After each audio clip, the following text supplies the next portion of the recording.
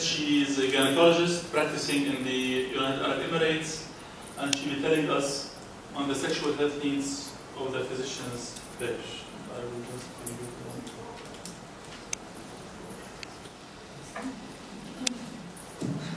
Thank you, Dr. Faisal. Thank you, everybody. I will go in comments after, in one of my slides here, not now. First, I work as a gynecologist. Sexual health and sexual health education are not studied in our colleges, medical schools, or as a separate study as in USA or Australia or Europe. No specialty doctors are available to deal with sexual problems. Patients usually seek advices from gynecologists, psychologists, dermatologists, or urologists. That's in the Middle East.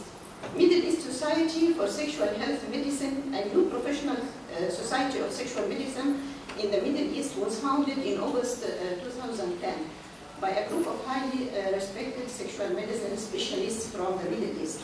The first scientific activity of newly established MESSM was the organization of the first biennial meeting of the Middle East Society for Sexual Medicine, which took place in Dubai from 3rd to 5th of March 2011.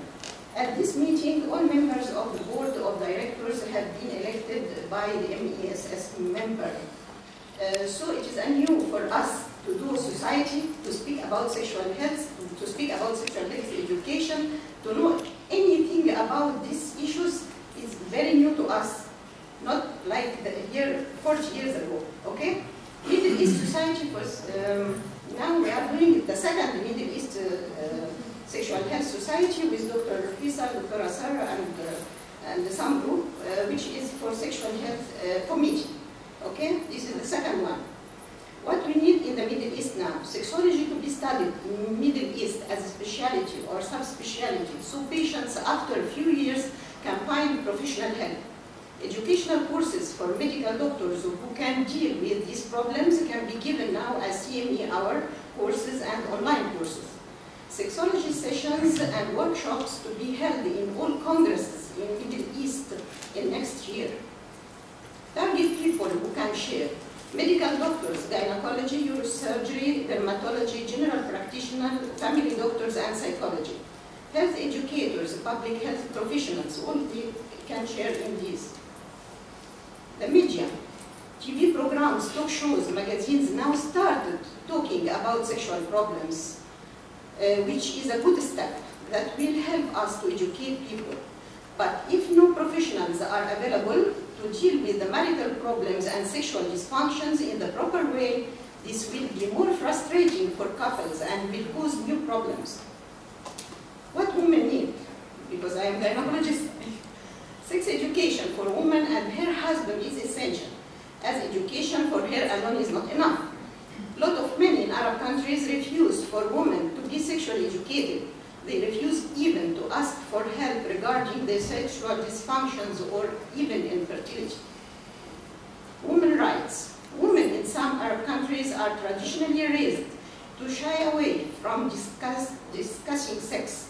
They can't discuss it with their husbands or even their mothers. Women must seek advice from a trusted source. Women are taught that they must give their husbands what they need, but are not allowed to express their own needs. Some women may never experience an orgasm or even know what it is. Sex-transmitted diseases. People in UAE are not aware enough of sexually transmitted diseases or ways of protection or early detection. When women go to gynecologist for treatment from STD, her husband usually refuses to go treatment as well, which causes the woman to be reinfected. We need to have updated and accurate research and statistics of types of STDs in the UAE and their prevalence. In UAE, there are more than 120 nationalities or more. The locals are not so much, but there are different nationalities. So we can do many studies and many researches there. Child abuse. Lots of kids are faced with this problem, but as they are not early educated, they keep silent and even are scared to tell anybody about what happens to them. Education of parents, how they speak with their kids, and how to tell them about sex is more important than education of kids alone. Circumcision. Egypt passed a law in 2008 banning the practice of circumcision in females. In many Muslim countries, circumcision in females is practiced by the name of Islam, which is not correct. It is mainly practiced as a tradition. Media and Islamic scholars can help to correct this tradition. In UAE, it is not traditionally done in many places, but still we need good researchers to see its frequency. Religion and tradition. It will be wiser when dealing with sexual rights and sexual education in the Middle East to respect Muslim and Arab traditions, so we can succeed in giving them the correct messages. As in human rights in the Middle East, homosexual relations are not allowed and considered forbidden dysfunction that must be treated. Conclusion. Middle East needs teamwork can help in sexual dysfunctions in the Middle East and can be more accepted and helpful to save many marital problems. Gynecologists, urologists, psychologists, if all study sexology and know how to deal with sexual problems, as not all problems are true dysfunctions or need real medical treatment. After our revolution in Egypt, 25 January, we hope for freedom and democracy, which can make us put the first step in Egypt for health education and sex health education. And in Dubai, we built the highest tower in the world, but still the first step in sexual health education.